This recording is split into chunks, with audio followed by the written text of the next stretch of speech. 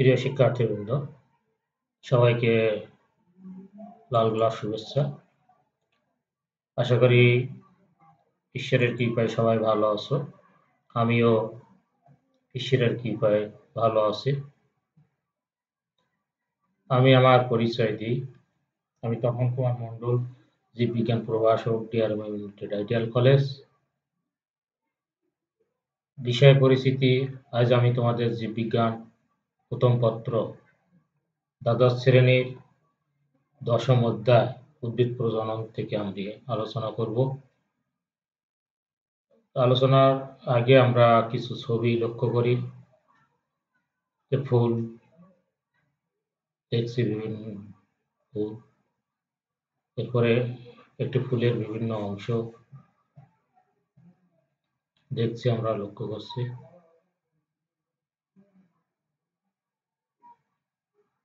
তারপর ফুলের যে গর্ভাশয়, এগুলো আমরা লক্ষ্য করছি।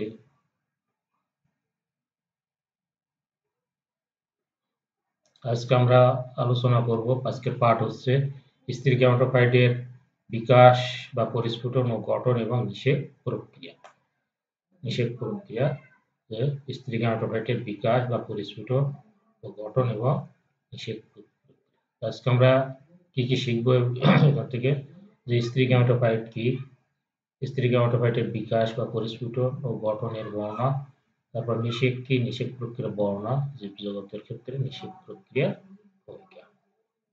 তাহলে আমরা প্রথমে স্ত্রী গ্যামেটোফাইট কি সে সম্পর্কে জানি। স্ত্রী গ্যামেটোফাইট হচ্ছে, স্ত্রী গ্যামেটোফাইটের প্রথম কোষ হলো স্ত্রী রেণু। কার্যকারী স্ত্রী রেণুটি বিভাজিত বৃদ্ধিপ্রাপ্ত হয়ে স্ত্রী গ্যামেটোফাইট গঠন করে। এই স্ত্রী গ্যামেটোফাইট এমব্রিও স্যাক বা ভ্রূণথলি নামে পরিচিত। তো ভ্রূণথলির গঠন প্রধানত তিন প্রকার: মনোস্পোরিক, বাইস্পোরিক, টেট্রাস্পোরিক। শতকরা 75টি উদ্ভিদেই কিন্তু এই মনোস্পোরিক প্রক্রিয়া ভ্রূণথলি গঠন হয়। তাহলে স্ত্রী গ্যামেটোফাইট কাকে বলছি, যে স্ত্রী গ্যামেটোফাইটের প্রথম কোষ হলো স্ত্রী রেণু। কার্যকারী স্ত্রী রেণুটি বিভাজিত ও বৃদ্ধিপ্রাপ্ত এই স্ত্রী গ্যামেটোফাইট গঠন করে। এই স্ত্রী গ্যামেটোফাইটের এমব্রিও স্যাক বা ভ্রূণথলি নামে পরিচিত। ভ্রূণথলির গঠন প্রধানত তিন প্রকার, যথা মনোস্পোরিক, বাইস্পোরিক, টেট্রাস্পোরিক। শতকরা 75টি উদ্ভিদেই কিন্তু মনোস্পোরিক প্রক্রিয়া ভ্রূণথলি গঠিত হয়। স্ত্রী গ্যামেটের পরিস্ফুটন ও গঠন। গঠন আমরা গঠন দেখে আমরা চিত্র লক্ষ্য করি। ভ্রূণথলি বিভিন্ন ধাপ, স্ত্রী গ্যামেটের বিভিন্ন ধাপ যদি আমরা লক্ষ্য করি, যে পরিস্ফুটন গঠন, যে ডিম্বকের অভ্যন্তরে একটি ডিপ্লয়েড স্ত্রী রেণু মেয়োসিস বিভাজনের মাধ্যমে 4টি হ্যাপ্লয়েড স্ত্রী রেণু কিন্তু এখানে গঠন করে, যার উপরের 3টি নষ্ট হয়ে যায় এবং নিচের একটি কর্মক্ষম থাকে। অর্থাৎ আমরা সি চিত্রে প্রথমে তারপরে এমব্রিও স্যাকের ভ্রূণথলি, তারপরে এখানে বি চিত্র, এখানে যেটি দেখছি এই চিত্রটি বলছে যে ডিম্বকের অভ্যন্তরে এখানে একটি ডিপ্লয়েড স্ত্রী রেণু কিন্তু এখানে মেয়োসিস বিভাজনের মাধ্যমে এখানে কি হচ্ছে, 4টি হ্যাপ্লয়েড স্ত্রী রেণু কিন্তু এখানে গঠন করে। 4টি হ্যাপ্লয়েড স্ত্রী কিন্তু এখানে আমরা এগুলো এমব্রিও স্যাকের মাধ্যমে গঠন করার পরে এখানে এই যে ডি ইতে, এখানে ডির পরে এফ, এখানে 4টি হ্যাপ্লয়েড স্ত্রী রেণু কিন্তু এখানে গঠন করে, যার উপরে বলছে 4টি, যার উপরে 3টি নষ্ট হয়ে যায় এবং নিচের একটি কর্মক্ষম থাকে। অর্থাৎ সিতে এখানে আমরা এখানে যেটি দেখছি এখানে, যে 4টির থেকে 3টি নষ্ট হয়ে যাবে, একটি এখানে কর্মক্ষম থাকবে এবং কর্কনিউক্লিয়ারটি মাইটোসিস প্রক্রিয়া এখানে বিভাজনের মাধ্যমে 2টি নিউক্লিয়াস সৃষ্টি করে, তাই না? অর্থাৎ ডি চিত্রে আমরা এখানে যদি লক্ষ্য করি যে 3টি নষ্ট হয়ে গেছে, একটা এখানে কার্যকারী আছে এবং যেটি মাইটোসিস বিভাজন ঘটে এখানে 2টি নিউক্লিয়াস, একটির থেকে ই চিত্রে এসে এখানে 2টি নিউক্লিয়াস কিন্তু সৃষ্টি করে। নিউক্লিয়াস দুটি স্ত্রী রেণু কোষের 2 মেরুতে কিন্তু এখানে অবস্থান করে।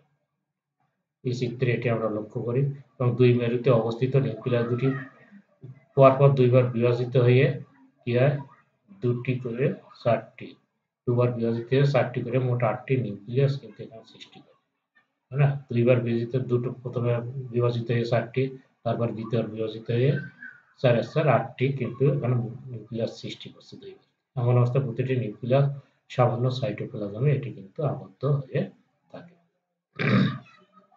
এরপরে ইতিমধ্যে এই স্থির রেণু কোষটি কি হয়েছে যে দুই মেরু বিশিষ্ট থলির মতো কিন্তু এখানে অঙ্গে এটি পরিণত হয়। এই দুই মেরু বিশিষ্ট এটি কিন্তু থলির মতো অঙ্গে পরিণত হয়। এই অবস্থায় প্রতিটি মেরু হতে কি হয়, এখানে একটি করে নিউক্লিয়াস কি হয় থলির মাঝখানে চলে আসে। অর্থাৎ এখানে যে 4টি করে ছিল, এই 4টি করে প্রত্যেকটিতে একটি করে কিন্তু এই এই চিত্রে আমরা এখানে এই যে চিত্রে কার্সর দিয়ে দেখাচ্ছে, এটি দেখো যে এই অবস্থায় প্রতিটি মেরু হইতে একটি করে নিউক্লিয়াস থলির মাঝখানে কিন্তু এখানে চলে আসে এবং এরা কি হয় পরস্পর মিলিত হয়। মিলিত হয়ে কি করে এরা সেকেন্ডারি নিউক্লিয়াস গঠন করে, অর্থাৎ পরবর্তী চিত্রে এসে এখানে দুটো করে একত্রে বলতে সেকেন্ডারি নিউক্লিয়াস এরা কিন্তু গঠন করে। এই অবস্থায় স্থির রেণু কোষটিকে ভ্রূণথলি বলে থাকে এবং স্থির রেণু থেকে স্থির গ্যামেটোফাইটের গঠন ও বিকাশ সম্পন্ন। তাহলে আমরা চিত্রে আমরা পরিস্ফুটন বা গঠন কি দেখলাম, যে ডিম্বকের অভ্যন্তরে এই যে এ চিত্রে এমব্রিও স্যাক, এখান থেকে ডিম্বকের অভ্যন্তরে একটি ডিপোলাইট স্থির রেণু এখানে আছে, এটি মেয়োসিস বিভাজন ঘটতেছে, ঘটার পরে বি চিত্রে মেয়োসিন বিভাজন ঘটার পরে এখানে সি চিত্রে এসে 4টি হ্যাপ্লয়েড স্থির রেণু কিন্তু এখানে গঠন হচ্ছে। হওয়ার পরে যার উপরে 3টি কি হচ্ছে নষ্ট হয়ে যাচ্ছে, উপরের 3টি এখানে কিন্তু নষ্ট হয়ে যাচ্ছে এবং নিচের কিন্তু একটি কর্মক্ষম থাকছে।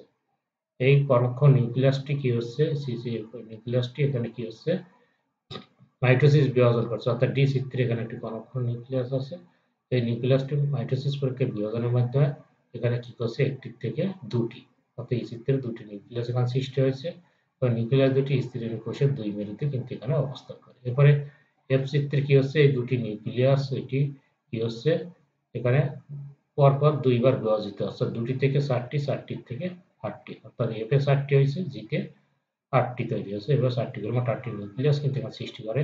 এই অবস্থায় প্রতিটি নিউক্লিয়াস সামান্য কি হচ্ছে সাইটোপ্লাজমে এরা কিন্তু আবদ্ধ হয়ে যায়। পরবর্তী ধাপে এসে কি হচ্ছে যে এই চিত্রে এসে আমরা দেখছি যে ইতিমধ্যে স্থির রেণু কোষটি দুই মেরু বিশিষ্ট থলির মতো অঙ্গে কিন্তু এখানে পরিণত হয় এবং এখানে দুই মেরুর থেকে একটি করে নিউক্লিয়াস এখানে ঘিরে মাঝখানে চলে আসে এবং এরা মিলিত হয়, মাঝখানে চলে আসে পরস্পরের মিলিত হয়। মিলিত হয়ে এরা কিন্তু সেকেন্ডারি নিউক্লিয়াস অর্থাৎ 2A এরা কিন্তু গঠন করে। এই অবস্থায় স্থির রেণু কোষটি ভ্রূণথলি বলে থাকি আমরা, সেই কোষটিকে ভ্রূণথলি বলে এবং স্থির রেণু থেকে স্থির গ্যামেটোফাইটের গঠন ও বিকাশ সম্পন্ন। এর নিষেক যদি আমরা কাকে বলি নিষেক, স্ত্রী গ্যামেট তথা ডিম্বাণুর সাথে একটি পুংগ্যামেটের যৌন মিলনকে কিন্তু বলা হচ্ছে নিষেক। এরপরে আসতেছে নিষেকের ধাপ সমূহ। নিষেক কি কি ধাপ হয়ে থাকে, প্রথমে পুংগ্যামেট স্ত্রী গ্যামেটের সৃষ্টি হয়, তারপর সেখান থেকে পরাগায়ন হয়, পরাগায়নের মাধ্যমে এটি মিলিত হয়ে নিষেক সৃষ্টি করে এবং নিষেক থেকে বীজ সৃষ্টি হয়। অর্থাৎ 4টি ধাপে কিন্তু নিষেক প্রক্রিয়া সম্পন্ন হয়। এখানে নিষেক প্রক্রিয়া যদি আমরা দেখি, এখানে চিত্র দেখি এবং প্রক্রিয়া যে নিষেক প্রক্রিয়া 4টি ধাপে এখানে ভাগ করা যেতে পারে।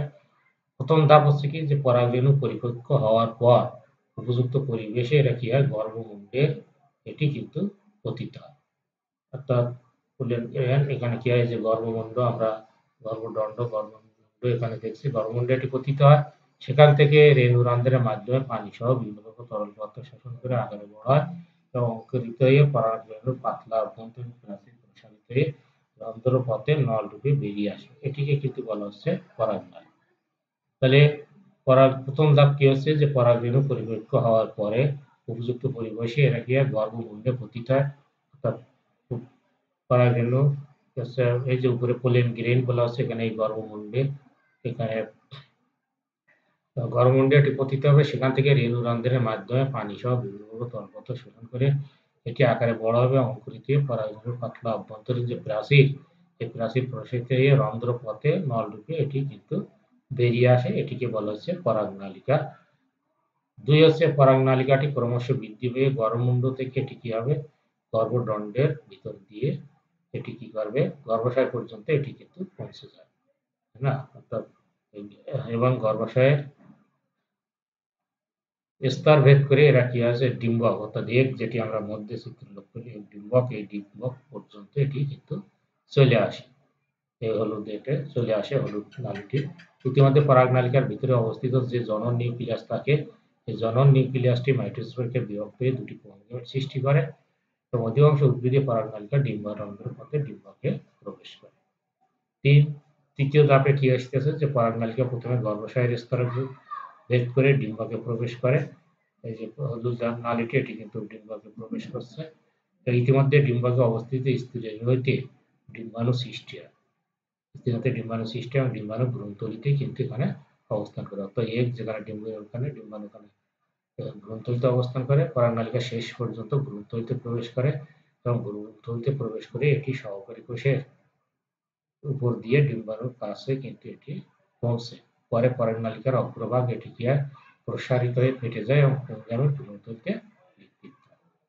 4 হচ্ছে সর্বশেষ ধাপ হচ্ছে যে পরাগনালিকা থেকে যে ভ্রূণথলিতে নিক্ষিপ্ত দুটি পুংগামিটের মধ্যে একটি ডিম্বাণুর সাথে মিলিত ও একীভূত হয়ে যায়, অর্থাৎ নিষেক ক্রিয়া এখানে সম্পন্ন করে। এটা হচ্ছে নিষেক প্রক্রিয়া। তো নিষেক প্রক্রিয়া এখানে 4টি ধাপে এখানে সম্পন্ন হয়েছে। প্রথম ধাপে বলা হচ্ছে কি যে পরাগরেণু পরিপক্ক হওয়ার পর উপযুক্ত পরিবেশে গর্ভমণ্ডে এরা পতিত হবে। সেখান থেকে রেণুরন্ধ্রের মাধ্যমে পানি সহ বিভিন্ন প্রকার তরল শোষণ করে আকারে বড় হয় এবং অঙ্কুরিত হয়ে পরাগরেণুর পাতলা আভ্যন্তরীণ প্রাচীর কোষ থেকে রন্ধ্রপথে নলরূপে এটি বেরিয়ে আসবে। এটিকে বলা হচ্ছে পরাগনালিকা। তা হলুদ যে নালীটা আমরা দেখছি এটি। 2 হচ্ছে পরাগনালিকাটি ক্রমশ বৃদ্ধি পেয়ে এরা গর্ভমুণ্ড থেকে গর্ভদণ্ডের ভিতর দিয়ে গর্ভাশয় পর্যন্ত পৌঁছায়, অর্থাৎ এগ বলে যে লেখা এখানে কিন্তু এটি পৌঁছায় বা এমব্রিও স্যাক এটা গর্ভদণ্ডের ভিতর দিয়ে গর্ভাশয় পর্যন্ত পৌঁছাবে এবং গর্ভাশয়ে স্তরভেদ করে এটা এগ ওই যে এগ লেখা ওই এটা যে মধ্যে গোল এটি পর্যন্ত ডিম্বক পর্যন্ত চলে আসে। ইতিমধ্যে পরাগনালিকার ভিতরে অবস্থিত জনন নিউক্লিয়াসটি কি হচ্ছে যে মাইটোসিস প্রক্রিয়ায় বিভক্ত দুটি কন্ডিমেট এখানে সৃষ্টি করে। অধিকাংশ উদ্ভিদে পরাগনালিকা রন্ধ্রপথে ডিম্বাকে এটি প্রবেশ করে। তৃতীয় ধাপে কি হচ্ছে যে পরাগনালিকা প্রথমে গর্ভাশয়ের স্তরভেদ করে এটি ডিম্বাকে প্রবেশ করে। ইতিমধ্যে ডিম্বাকে অবস্থিত স্ত্রী রেণু ডিম্বাণু সৃষ্টি হয়। এই ডিম্বাণু ভ্রূণথলিতে অবস্থান করে, অর্থাৎ এই যে এমব্রিও স্যাক যেটি ভ্রূণথলি বলছে, এমব্রিও স্যাক বলে লেখা যেটি এটি কিন্তু এই যে গোল অংশ সাদা অংশ এটি এমব্রিও স্যাক বলছে। এখানে এই ডিম্বাণু ভ্রূণথলিতে কিন্তু এখানে অবস্থান করছে। পরাগনালিকা শেষ পর্যন্ত এই যে হলুদ অংশটি এই হলুদ যে অংশটুকু এটা এই ডিম্বাণু ভ্রূণথলিতে অবস্থান করে এবং পরাগনালিকা শেষ পর্যন্ত এই ভ্রূণথলিতে প্রবেশ করে। ভ্রূণথলিতে প্রবেশ করে এটি সহকারী কোষের উপর দিয়ে ডিম্বাণুর কাছে এসে কিন্তু এটি কি করে পৌঁছায়। পরে পরাগনালিকার অগ্রভাগ প্রসারিত হয়ে কি হয় এখানে ফেটে যায় এবং পুংগামী ভ্রূণথলিতে নিক্ষিপ্ত হয়। এই পরাগনালিকা থেকে ভ্রূণথলিতে নিক্ষিপ্ত দুটি পুংগামিটের মধ্যে একটি ডিম্বাণুর সাথে মিলিত হবে, হ্যাঁ, এবং একীভূত হয়ে যায়, অর্থাৎ তখনই কিন্তু এটি নিষেক ক্রিয়া সম্পন্ন। এবং আরেকটি অন্য ডিম্বাণুর সাথে মিলতে যেটিকে আমরা সেকেন্ডারি নিউক্লিয়াস বলে থাকি। এটাই কিন্তু নিষেক ক্রিয়া। এটি 4টি ধাপে সম্পন্ন আমরা চিত্রেও লক্ষ্য করছি, বর্ণনাও দেখলাম। এরপরে জীবজগতে নিষেক প্রক্রিয়ার ভূমিকা। জীবজগতে নিষেক প্রক্রিয়ার ভূমিকা অত্যন্ত গুরুত্বপূর্ণ, অর্থাৎ জীবজগতে নিষেক ক্রিয়া উদ্ভিদ এবং প্রাণী এটি একটি অত্যন্ত গুরুত্বপূর্ণ জৈবিক প্রক্রিয়া। এই প্রক্রিয়ায় স্ত্রীগামীটির সাথে পুংগামীটির মিলন ঘটে এবং পুংগামী দুটি প্রোটোপ্লাজম ও নিউক্লিয়াসের সংযুক্তি ঘটে। কাজেই নিষেক ক্রিয়ার ফলে দুটি হ্যাপ্লয়েড গ্যামেটের মিলনের মাধ্যমে একটি ডিপলয়েড জাইগোট সৃষ্টি হয়। এই জাইগোট হতে ভ্রূণের সৃষ্টি হয়। এই ভ্রূণের সুষ্ঠু বৃদ্ধির জন্য নিষিক্ত ডিম্বাণুতে এটি প্রোটিন সংশ্লেষ এবং বিপাকের হার বাড়াতেও এই নিষেক ক্রিয়া সাহায্য করে। নিষেকের মাধ্যমে প্রজাতিতে জিনের সংমিশ্রণ ঘটে। এর ফলে যে প্রকরণ ঘটে তার বিবর্তনের কাঁচামাল হিসেবে এটি ব্যবহৃত হয়। কাজে দেখা যায় নিষেক ক্রিয়ার ফলে বীজ এবং ফলের সৃষ্টি হয়। এই বীজ উদ্ভিদের বংশ রক্ষা করে। বীজের সৃষ্টি না হলে অধিকাংশ পুষ্পক উদ্ভিদ হয়তো বিলুপ্ত হয়ে যেত। আবার উদ্ভিদের ফল এবং বীজের উপরেই কিন্তু খাদ্যের জন্য প্রাণীকুল বিশেষ করে মানুষ সম্পূর্ণভাবে নির্ভরশীল। তা না হলে কাজেই নিষেক ক্রিয়া যত না গুরুত্বপূর্ণ উদ্ভিদগুলোর জন্য তার চেয়ে বেশি গুরুত্বপূর্ণ কিন্তু আমাদের মানুষের জন্য, মানব জাতির জন্য। আমরা যা খেয়ে থাকি তা সবই কিন্তু নিষেক ক্রিয়ার ফল। নিষেক ক্রিয়ার ফলে এটি সৃষ্টি হয়। আবার নিষেক ক্রিয়া না ঘটলে উদ্ভিদ সমূহ কিন্তু হ্যাপ্লয়েড অবস্থা থেকে পুনরায় ডিপলয়েড অবস্থায় ফিরে আসতে পারত না বা পারে না। ফলে প্রজাতিতে আমূল পরিবর্তন ঘটে যেত। পরিশেষে বলা যায় নিষেক ক্রিয়া জীবজগতের জন্য অত্যন্ত গুরুত্বপূর্ণ ভূমিকা রাখে। এরপরে মূল্যায়ন যদি আমরা দেখি যে এই ডিপলয়েড স্ত্রী রেণু মেয়োসিস বিভাজনের মাধ্যমে এটি আমরা একক কাজ প্রথমে আমরা দিই। একক কাজ হচ্ছে যে নিষেক কাকে বলে এটি জানবে। স্ত্রী গামেটোফাইটের গঠন প্রধানত কত প্রকার, কি কি, এই বিষয়ে জানবে একক কাজ। তাহলে একক কাজ হলো কি, নিষেক কাকে বলে। 1, 2 হচ্ছে স্ত্রী গামেটের গঠন প্রধানত কত প্রকার, কি কি, এই বিষয়ে জানবে। 2 হচ্ছে ডিপ্লয়েড স্ত্রী মূল্যায়ন হচ্ছে কি, মূল্যায়নে যে ডিপ্লয়েড স্ত্রীরেণু মেসেজ বিভাগের মধ্যে কয়টি ডিপ্লয়েড স্ত্রী গঠন করে। 2 হচ্ছে নিষেক পরীক্ষার ধাপ কয়টি, কি কি। মূল্যায়ন কি হচ্ছে, কি কি থাকছে, যে ডিপ্লয়েড স্ত্রীরেণু মেসেজ বিভাগের মধ্যে কয়টি হ্যাপ্লয়েড স্ত্রী গঠন করে। 2 হচ্ছে নিষেক পরীক্ষার ধাপ কয়টি, কি কি। 3 হচ্ছে বাড়ির কাজ কি থাকবে, যে স্ত্রী গামেটোফাইটের বিকাশ চিত্র অঙ্কন করবে। 3 হচ্ছে নিষেক পরীক্ষার ছবি অঙ্কন করবে। বাড়ির কাজ হচ্ছে কি, স্ত্রী গামেটোফাইট বিকাশের চিত্র অঙ্কন করবে। 2 হচ্ছে নিষেক পরীক্ষার ছবি অঙ্কন করবে। সহায়ক গ্রন্থি এখানে যে বইয়ের সহযোগী নিয়েছি ডক্টর মোহাম্মদ আবুল হাসান, গাজী আসমত ও গাজী আসমত এর বইয়ের সহযোগিতা নিয়েছি। পরবর্তী দিনের ক্লাস আমি যে বিষয় পড়াবো, যেটি হচ্ছে জীব প্রযুক্তি সম্পর্কে তোমরা জেনে আসবে। তাহলে প্রিয় শিক্ষার্থীবৃন্দ, সবাই ভালো এবং সুস্থ থাকো, এই আশা রেখে আমি আমার ক্লাস শেষ করছি। ধন্যবাদ সবাই।